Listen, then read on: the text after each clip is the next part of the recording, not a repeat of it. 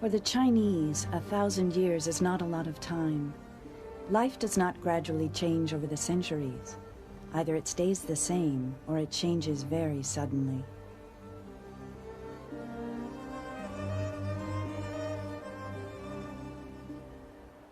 History shows us that a people's way of life, the nature of their diet, their environment, and ultimately their diseases and deaths, evolves in the same manner as their country's political character.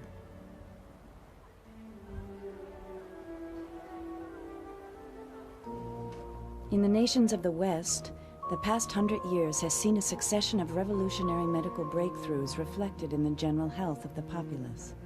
Typically for China, its revolution was late and all-encompassing. In China, this transition from a society which was dominated by the infectious diseases, the diseases of poverty, particularly in childhood, to a society where the main health problems are the chronic diseases of middle age, has taken place much more rapidly. Moving into the modern world may get rid of the old diseases, but it doesn't necessarily make any big increase in the chronic diseases, but it's just if you're not dying of one thing, then you've got more chance of dying of something else. On the public health front, the revolution continues. And despite the ebb and flow of political tensions, the influence of the West on the traditional Chinese lifestyle increases daily. Change on such a scale creates some unique opportunities for study. In the 1970s, there was a systematic survey of who died of what all over China. And every disease that was common in one place was rare somewhere else. You could find one county where more than 10% of the men would die from liver cancer. Then you could go a few hundred miles away and you'd find that less than 1% of the men would die from liver cancer. You could do the same with cancer of the throat. You could do the same with having strokes, death from stroke. Every disease that is common in one place is rare somewhere else. And that means that all of the diseases that are common in China, or at least the diseases of middle age that are common in China, are largely avoidable by some humanly practicable way of living. Now, when the first news of these differences reached the West, that was in the late 1970s, around about 1980, Chen Zhenchi was working with Colin Campbell at Cornell as one of the first Chinese scientists to come out and spend a few years in the West. Well, it really started in 1980 when Dr. Chen came here to do a sabbatic in my laboratory. And while he was here, we learned about this very unusual atlas that the Chinese had just completed. And so the first author of that atlas was in the United States at the time, Dr. Li Zhenyao. And Dr. Chen knew Dr. Li, and in turn we invited Dr. Li here to chat about the atlas. And so at that point it was quite clear that it would be a good place to do a study on the causes of cancer and other diseases. Only by this kind of collaboration we can have the best use of the resources in China, for example. That's the field survey.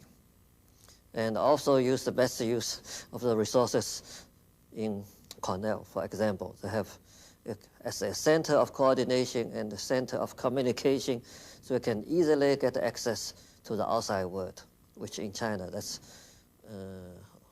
too difficult. We cannot say impossible, but it's too difficult. Well, this remarkable work, which Dr. Campbell initiated, really was making use of the fact that China was the last medical frontier to cross and to where one could discover new things, because large parts of China it was still quite unknown what the distribution of disease was. Its name, properly Zhongguo, means the country at the middle of the world. Vast, diverse, and often isolated, it is more a world in itself. The reason for why we can conduct this kind of type of survey very successfully and interested by many foreign scientists all over the world is we have a big geographical variation, not only in disease mortality, also in diet and lifestyle. And I think that's the important point.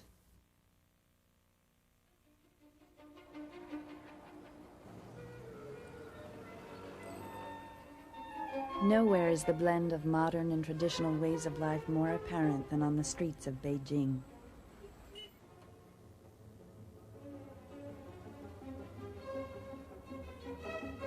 Bicycle travel, a financial necessity for most residents of all ages, is frequently pointed out as a primary reason for their fitness. But the main streets of the capital are wide enough for less genteel vehicles, and the skyline, with its proliferation of apartment buildings, is taking on the look of a decidedly Occidental city, if one from an earlier decade.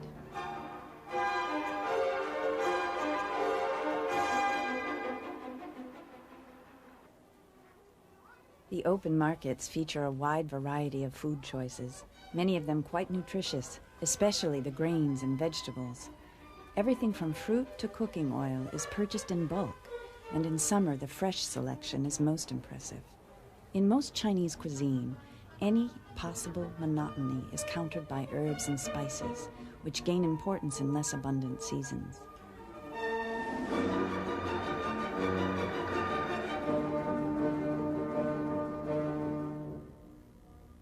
Beijing, after all, means North Capital. In northern part of China, in the winter, there's very little fresh vegetables available. But in Shanghai, there are all year round, you can have green vegetables. Shanghai, a few hundred miles to the south, is the center of China's culture and affluence.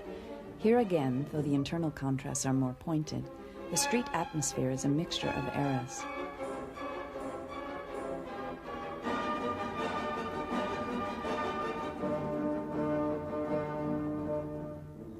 Shanghai's wealth stems from its importance as a seaport. What will happen once Hong Kong becomes a Chinese possession is an open question. But for now, Shanghai serves as China's New York City to Beijing's Washington, D.C.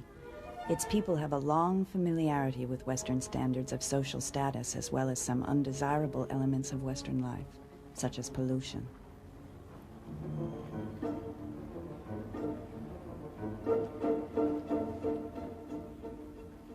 Nonetheless, traditional activities abound. Any morning, in any weather, in any park, there is Tai Chi.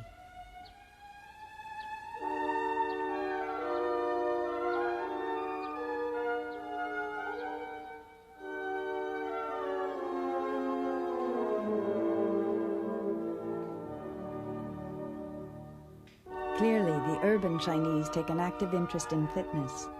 But our concern is with established lifestyles, and to study that it is necessary to leave the city. And in Shanghai, we excluded the Shanghai city, so and go to the Shanghai, in the county of Shanghai. We want to find out what kind of diet and lifestyle characteristics are related to disease mortality.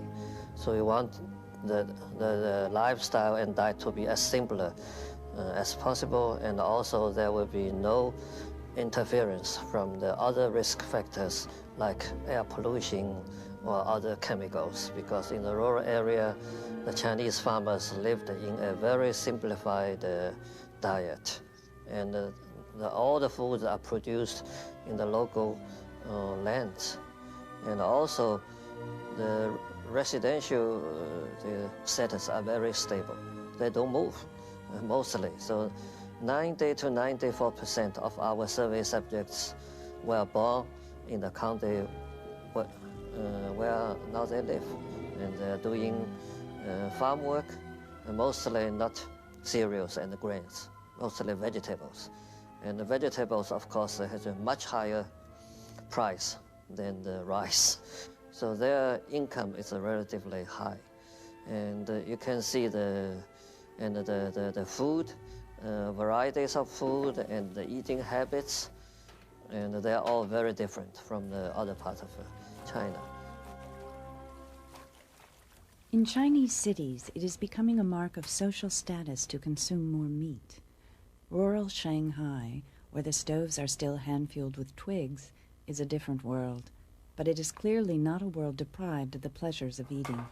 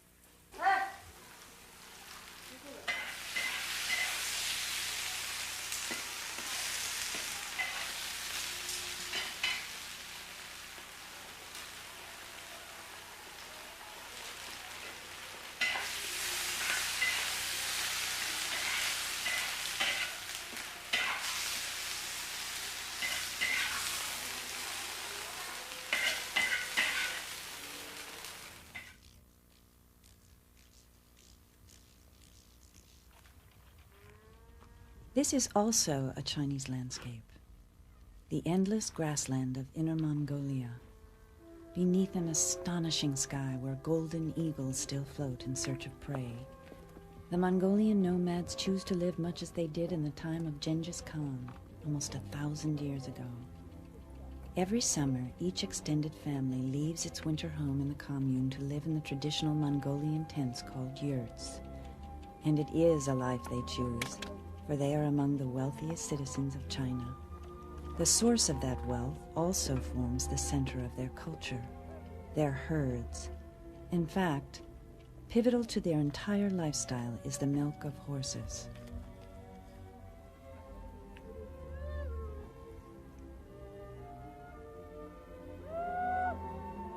Inner Mongolia is a very special area, which is very interesting. Their dietary patterns are quite close to the Western diet.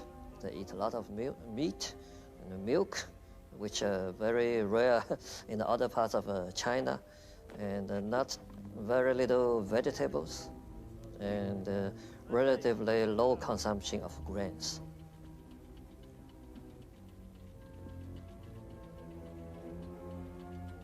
So in the Inner Mongolia, you will see they have very special food, like the homemade cheese. I don't know whether you could call it real cheese or not. It's homemade and it's fermented. The fermented milk separates into roughly 3 layers. The middle and bottom are mashed and divided into so-called sweet cheese and whey, from which are derived a variety of cheese products, including milk liquor. These slices, which at this point look relatively appetizing, are due for a few days of sun-drying on the roof of the yurt.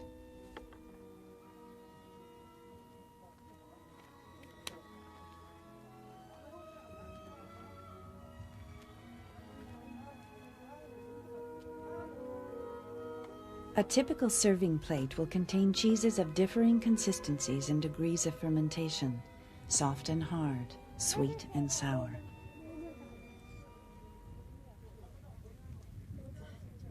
By the time the dried cheese is eaten, it will be hard enough to break a tooth.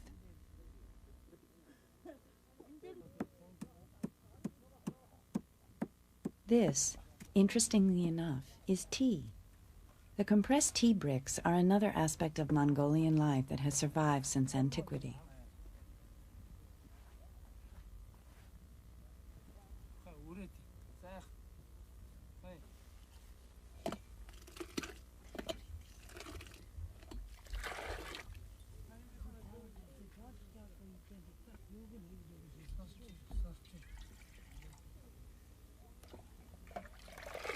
Milk tea is the nomad's basic beverage. To it, they might add either millet or any of the various cheeses.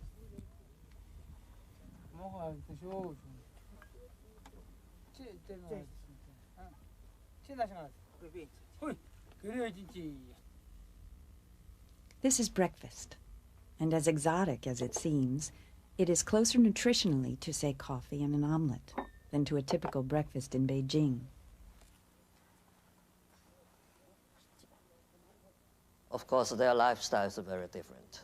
They are on horses, not in cars, not on buses.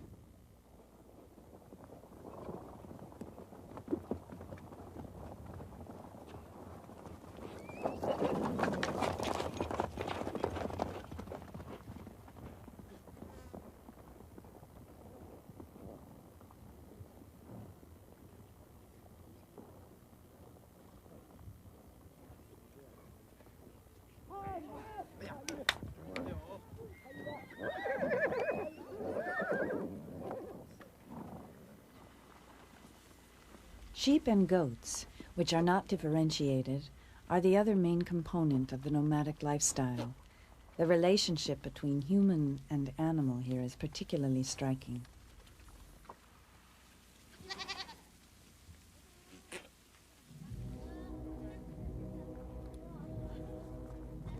The slaughter of a sheep has a ritualistic quality that could almost be described as Mongolian kosher.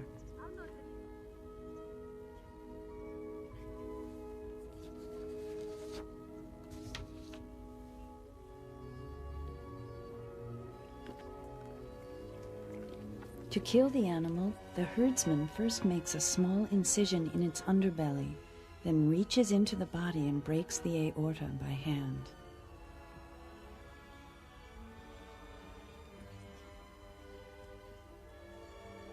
He waits as blood fills the cavity, for he will do nothing further until he is certain the sheep is dead.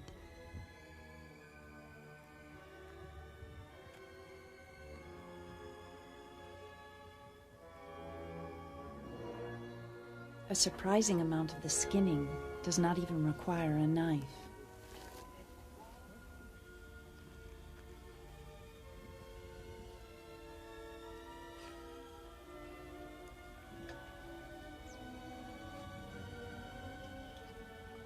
Once the skin is removed, the rest of the family becomes involved in the process. No part of the animal will go to waste. What cannot be eaten will be put to another use. Every member of the family has a designated task, and each task is performed with skill and unmistakable pride.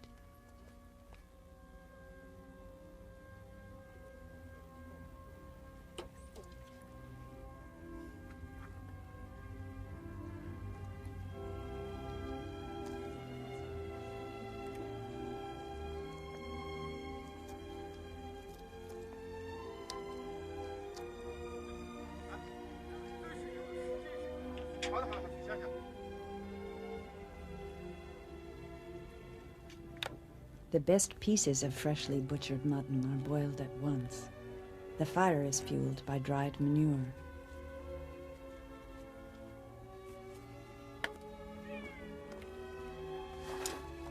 Lesser cuts can be cooked a variety of ways, combined, for example, with noodles.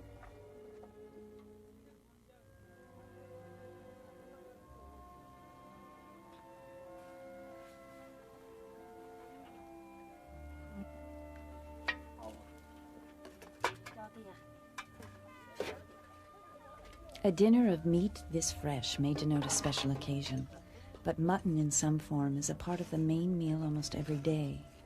It is surprising to think that the lifestyle of a people who seem exotic even in their own country can have a bearing on our own. But it is just that uniqueness that makes the Mongols so important to the study.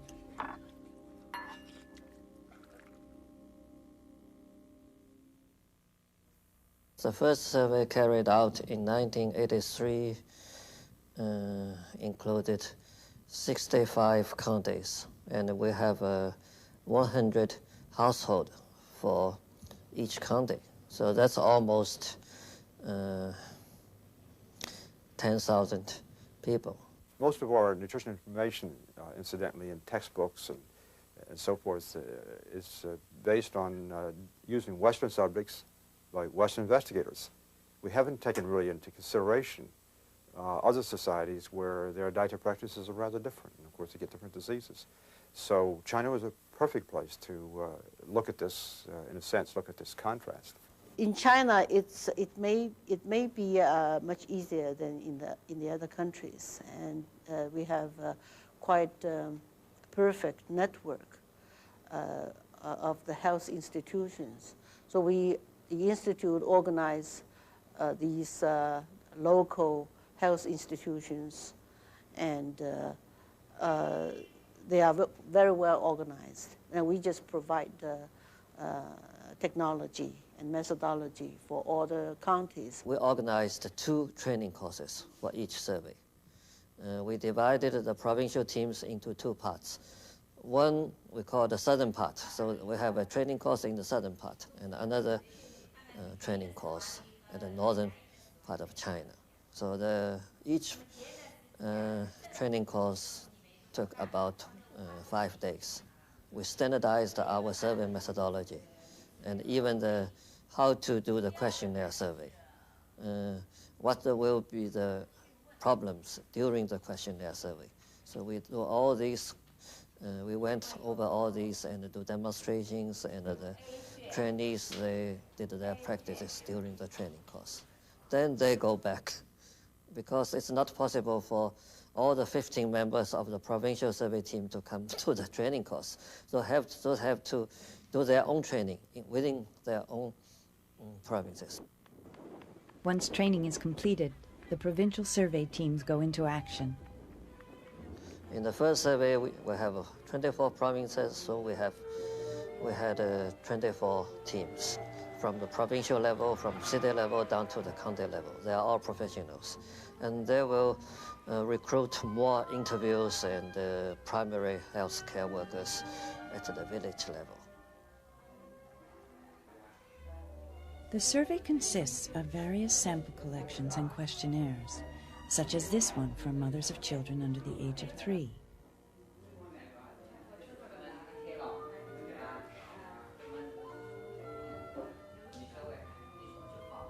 Two communes or villages have been targeted in each of the 65 selected counties. This site in rural Shanghai is easily accessible. Others are not.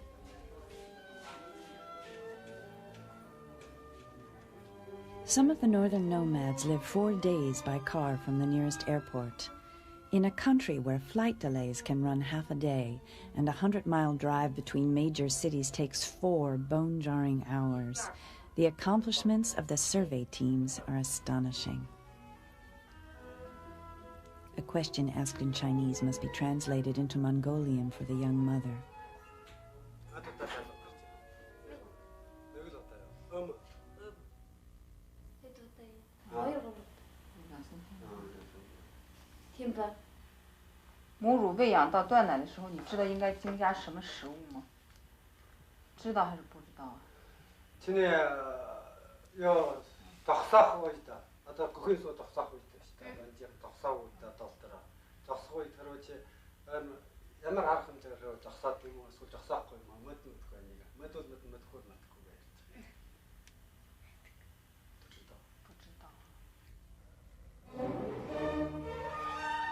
With nutrition at the heart of the survey, one of the field workers' tasks is to record each household's complete diet for 3 days. In the rural Shanghai village, this involves weighing and measuring a lot of locally produced agricultural products.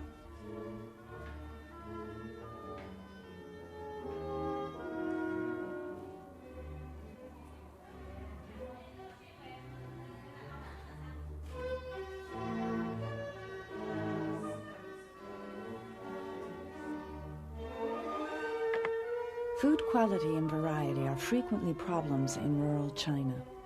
The lack of refrigeration means foods must be salted, dried, or pickled for preservation. In Mongolia, as we have seen, there are virtually no fresh vegetables and few grains.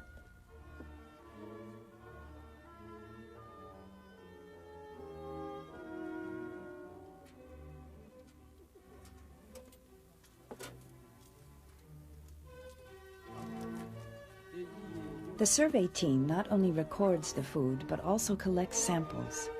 An assortment of Mongolian cheeses, millet, and other fare will be shipped to overseas labs and checked for fiber content and possible toxic components such as heavy metals and pesticides. Important as it is, food is only one of the lifestyle factors under consideration.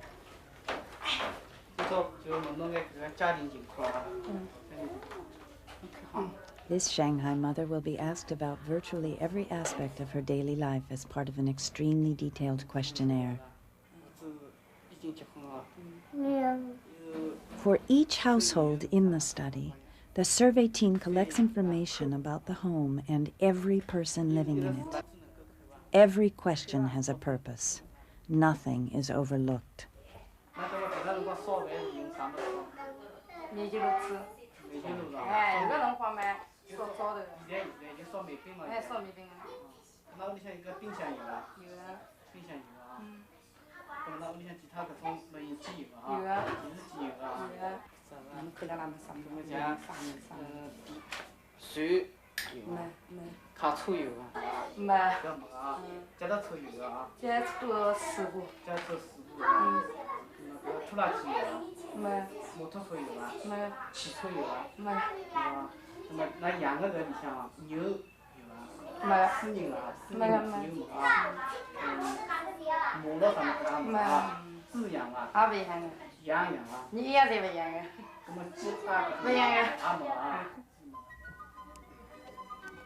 One important goal of the survey is to determine the effect of diet and lifestyle on the growth rate of the children, and ultimately to discover which growth rate appears to be the healthiest.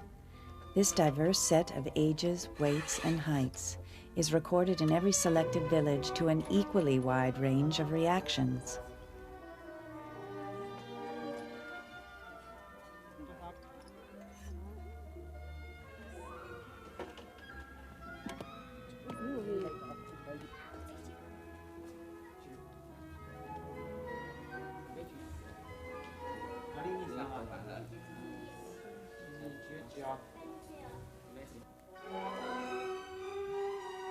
Finally, blood and urine samples are collected from selected individual subjects in each village, 50 adults between the ages of 35 and 64. Because a reluctance to shed blood is a Chinese cultural trait, the researchers were initially unsure whether the subjects would permit them to draw the amount needed for all the planned analyses. Indeed, many of the subjects had never given blood before. It appears likely that the remarkable skills of the individual medical teams were a major factor in overcoming objections. In locations from which the blood cannot be quickly transported to a lab, the plasma is separated on site in generator-powered centrifuges.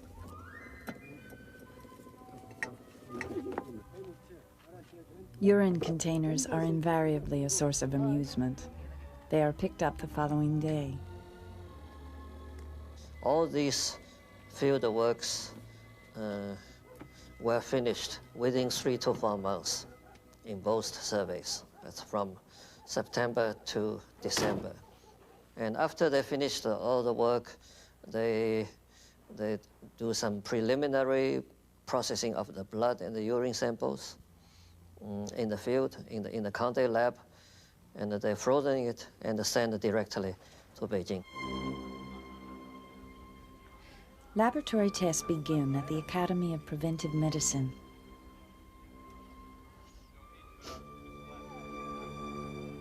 The collected plasma, treated to preserve its various nutrients, must be divided up for a number of experiments.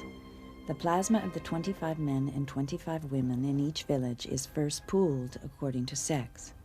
Then each of the 2 large pools is separated in varying proportions into 11 test tubes, from which some 60 items of information will ultimately be derived for that village. This pooling scheme, a rather novel approach, permits a great range of statistical applications.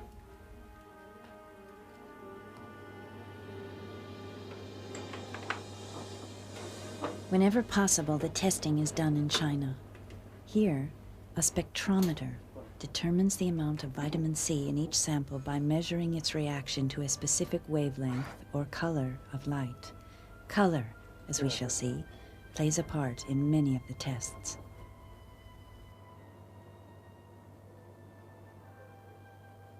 This spectrometer is clearly of Western origin and testifies to the international nature of the entire study.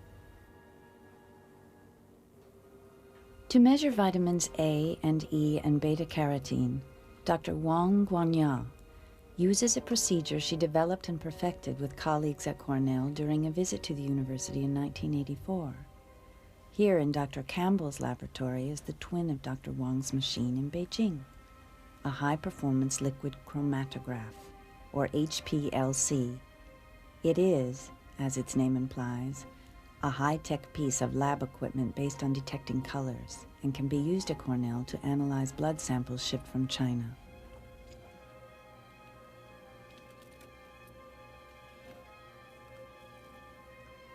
In this freezer are tubes of blood originally collected in Mongolian yurts, Shanghai farmhouses, and rural villages throughout China.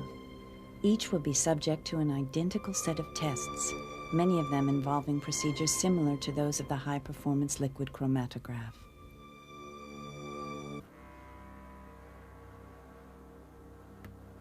Consider the gas chromatograph used to measure fat content. The fatty acids have already been removed, dried, and suspended in a known amount of solvent. But to actually measure them, the solvent must be injected into the chromatograph.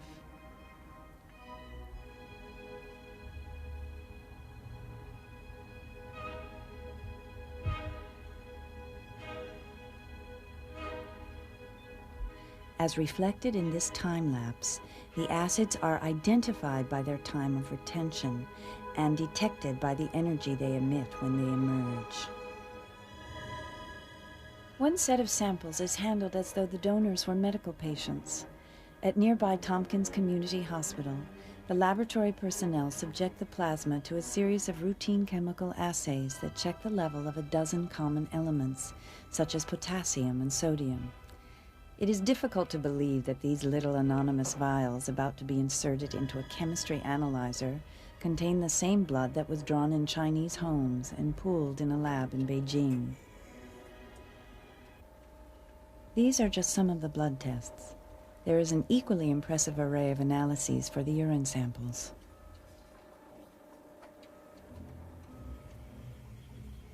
In contrast to all this sophisticated technology are the fiber measurements performed manually on the grain and vegetable samples. In developing a procedure that has become the standard in its field, Dr. Peter van Sust adapted some equipment owned by Cornell since the late 1800s. The food samples are mixed with acid and a special detergent and boiled for an hour to remove all soluble components. The mixture is then filtered and rinsed with water. From this point on, various components can be measured in the residue at each phase in the process. By the next day, the samples have dried out thoroughly, at which time they are weighed. After weighing, they will be treated with permanganate in order to obtain their levels of lignin and cellulose. Variations of this procedure can determine the amounts of a dozen specific components. And of course, it is only one of the many tests performed on the 600 food samples collected from every Chinese county participating in the survey. The responses to the study's myriad questions must be entered into a database. In Beijing, for example, raw data from the household questionnaires are first input at the Academy of Preventive Medicine's Computer and Statistics Department under the supervision of Dr. Wang Gonghao. Altogether, some 285 items of information, ranging from biochemical indicators to smoking and drinking habits, are recorded and sent to the ICRF Cancer Studies Unit at the University of Oxford. Here, where the expertise in statistics and data analysis is unsurpassed anywhere in the world, the survey results are forged into a comprehensive portrait of life in rural China. It's not, in a sense, an epidemiological study. It's the first step towards an epidemiological study. You can't really talk sense about a country until you know something about the patterns of death, the way they vary, and the patterns of lifestyle and the way they vary. Then you can answer some more structured questions. The cause of death component of the study began with the Atlas, published by the Chinese Academy of Medical Sciences and the Chinese Cancer Institute. The statue representing cancer vanquished recalls the woman whom Premier Zhou Enlai, himself a victim of the disease, personally asked to be the Institute's first director, Madame Li Bing. Dr. Li mobilized 650,000 workers in the dark days of the Cultural Revolution, laying the groundwork for many of the studies that followed. In China, it's no only clinical work in China for about the cancer. We put much attention to how to get the reliable or completely information for the cause of death, and using a new classification system, use international classification of disease. It indicates much detail compared with the before. Information gleaned from the thousands of death certificates in Dr. Li Junyao's ongoing study becomes part of the Oxford database, there to be subject to the vigorous scrutiny of Dr. Jillian Borum. Working with technicians Feng Zulin in China and Linda Youngman in the United States, Dr. Borum cross-checks and plots the mortality information along with the diet and lifestyle data, then formats all the survey's results for publication, initially by the University of Oxford Press. For the Chinese, the resulting monograph represents 600 person-years of professional labor supported by their own government. It locates and quantifies 82 diseases, 135 biochemical attributes of blood and urine, and 150 aspects of lifestyle, all expressed in 366 maps. We are very much interested in this project because the preliminary analysis of the data by Dr. Campbell and his colleagues at Cornell tells us we are really in the period of disease transition. So we still have to facing a big problem of infectious disease and parasitic diseases. But now we are facing another problem. That's the diseases of affluence, so-called, and that's the cancer, heart disease, diabetes. If you look at the disease for the rich, then nutrition will be playing more important role in the prevention of disease of the rich. It's based on the lessons, experiences from the foreign countries. In Oxford, quite near to the university, is a typically English market showcasing an impressive array of Britain's favourite foods. We in the West regard heart attacks as just a sort of normal thing. It's what happens when you get middle-aged. You have a heart attack, and I mean, maybe you could do something about it, but anyway, it's normal for the heart to degenerate. At least that's how we think about it, and it's not normal. And it's the Chinese experience that shows that it's not normal. In most parts of China, not up in the Mongol areas in the north, but in the Han areas in the south, people eat almost nothing from animals. It's almost all plant-based diet. The stuff you get in Chinese restaurants in the West is nothing like the stuff the Chinese peasants eat. That's Chinese court food, not Chinese peasant food. The Chinese peasants eat plants, and they have very little cholesterol in their blood, and they have far fewer heart attacks than the lowest risk that you would find in the West. As their income goes up, one of the first things I would expect is that they would increase the animal protein part of their diet rapidly. Is this your impression as well? Yes, unfortunately, it's true, and it's also not only restricted to the peasants in the rural areas. In the urban areas, the urban population always also like meat. So the Chinese saying is that once you have more money in your pocket, you will buy more meat. For example, in the big cities like Beijing and Tianjin, the calorie contributed by fat is already more than 30%, which is exceeded the World Health Organization criteria. Chen Junming is a graduate student at Oxford from Shanghai. His own research draws on the larger survey. Especially for the stroke. As you know, in China, and the risk of coronary heart disease is very low, but ironically, the stroke mortality is extremely high, and which account for 25 to 30% of total deaths in middle-aged population.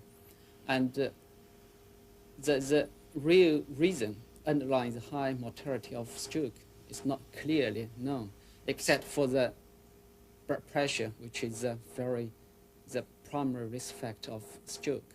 Another thing that I would like to mention is nasopharyngeal cancer, NPC, very high in the south part of China, particularly in Guangdong, Guangxi province.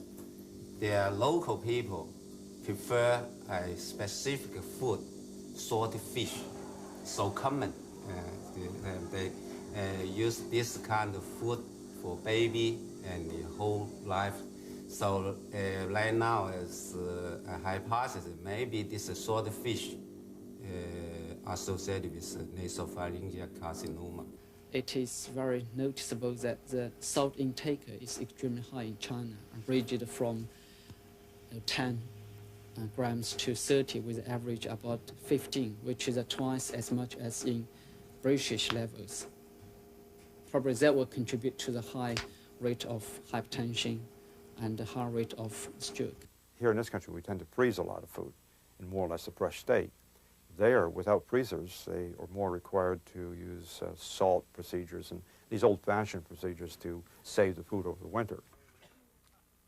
We have heard the Mongolian diet described as nutritionally similar to that of the West. But what of their diseases? There are high risk for certain type of cancers, especially esophageal cancer. They do not use a unified species or strains of molds. And there are some very preliminary evidences show there might be some mutagenicity in these things. Well, they do tend to have more cancer. In fact, the one county of the 65 that was located up near the Xinjiang border with the Soviet Union, that particular group of people had the richest animal foods diet, also had the highest rate of cancer of all 65 counties. So I think we can learn from them that there is no such thing as a normal Englishman. Trying to say what's a normal cholesterol in America or England, it's like taking lots and lots of people who all smoke cigarettes and then saying, well, what's a normal smoking habit? Well, I suppose you'd say a normal smoking habit is 15 or 20 cigarettes a day, but of course really a normal smoking habit is not smoking. You know, humans were not evolved to smoke cigarettes. Also at Oxford is the doctor who first linked smoking to lung cancer and now sees trouble ahead for China, Sir Richard Dahl. Of course, one of the effects of the Chinese Revolution was that people were promised the opportunity to be able to buy 20 packets of cigarettes a day. And it was one of the things that was held out for them. And there was no blame in doing that at the time, because at that time nobody had any idea how harmful cigarette smoking was. But China is one of the countries where smoking has increased enormously in the last few years, largely owing to the pressures, partly I think at any rate to the pressures of the advertising campaigns. People have been smoking very much more. In Beijing, Shanghai and Tianjin, this big city already changing as the pattern, cancer pattern changing. For the Tianjin, Beijing, Shanghai, number one right now would be the lung cancer now. And strange enough, Shanghai has the highest lung cancer mortality in rural China.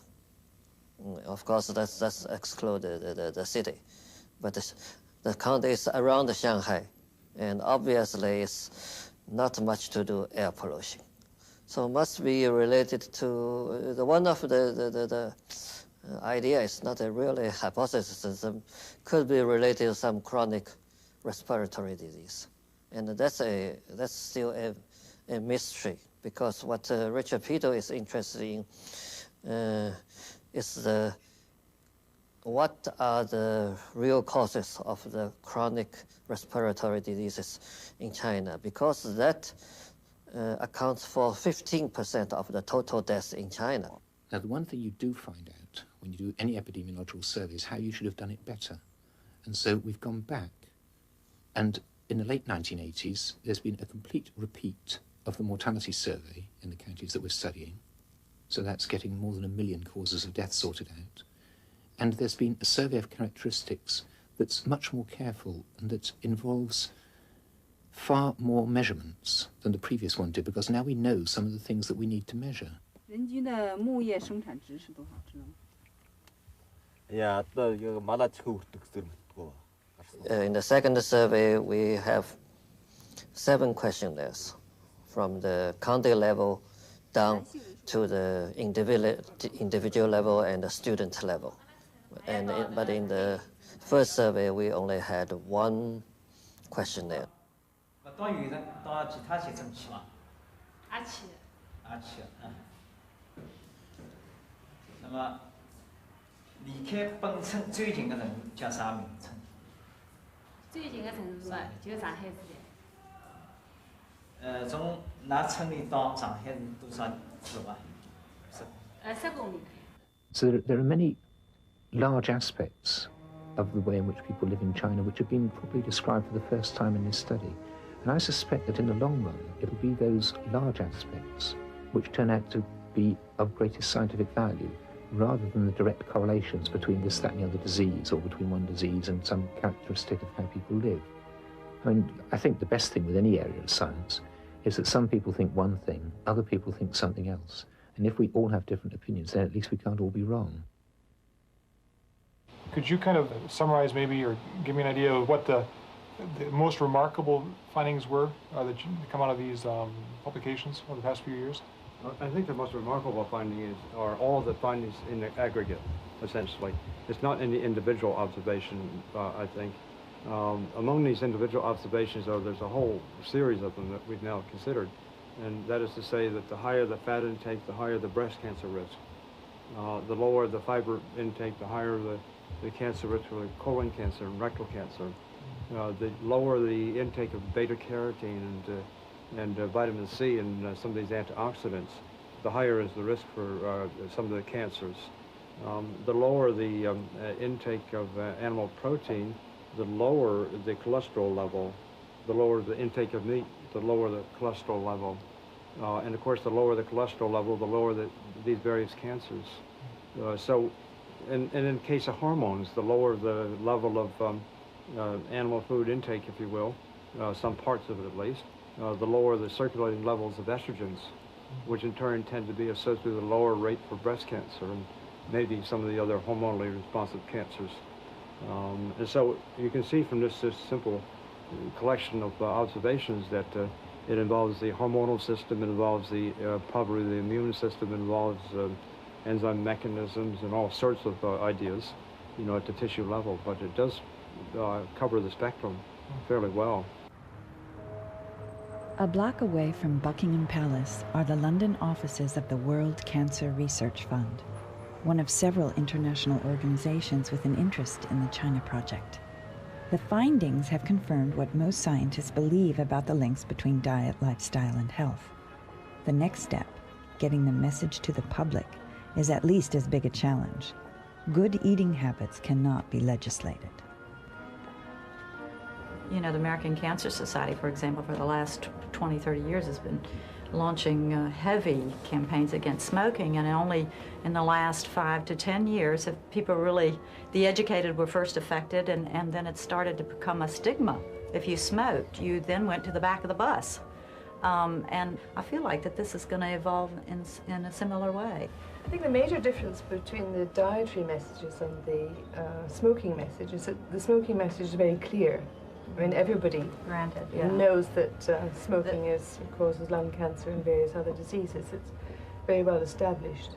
Whereas now the general public has got the impression that nutritionists in the medical world are undecided about the role of different factors of diet in disease, and that one week they come up with one idea, the next week it's another idea.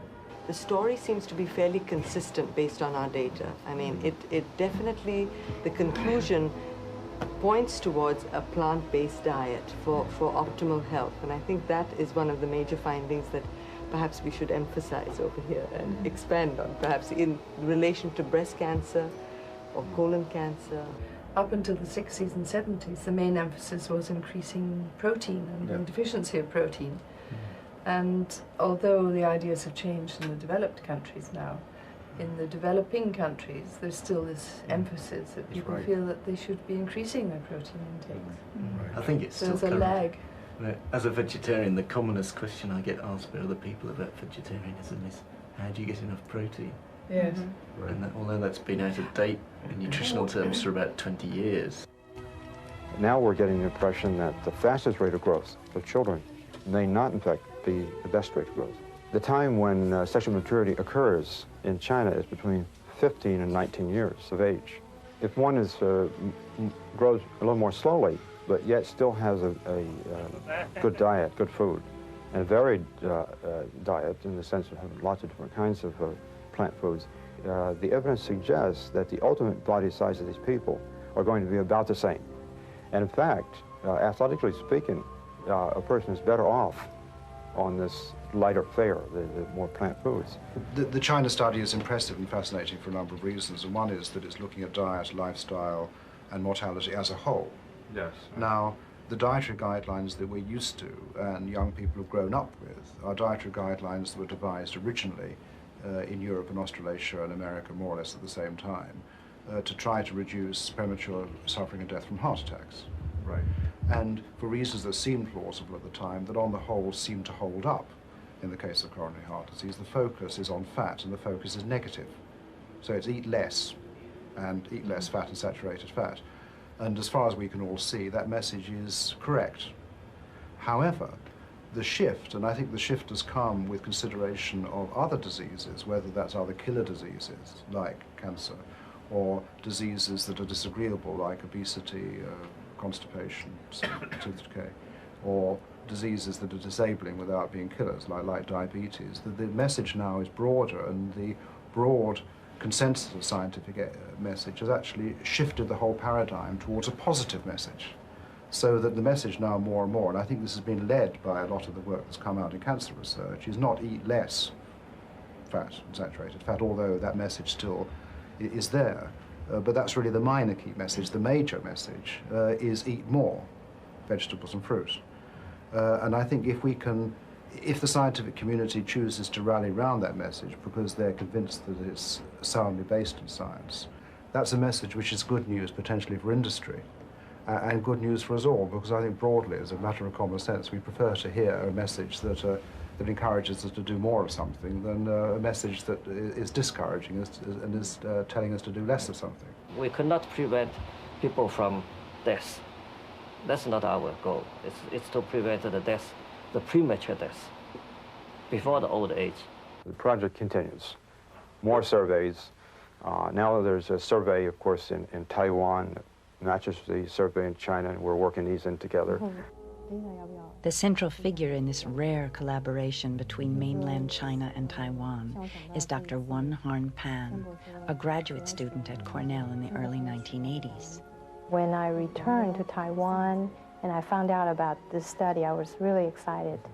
In terms of, for instance, in terms of serum cholesterol, it's very interesting. The average serum cholesterol in the United States somewhere around 220. And in mainland China, I read some figures, it's 100 to 140 in that range. But in Taiwan, the data was somewhere around 170 to 210. It's just in the middle. The results of this massive study give the world's scientists and policymakers the opportunity to view China as a vast living laboratory. So we have both Chinese scientists, Western scientists working together, and that's our policy and our theme in a sense. It works very nicely because both sides have different experiences, different knowledge, put it together, we all learn, so it's a win-win situation. Of course, whether or not we take advantage of the situation remains to be seen.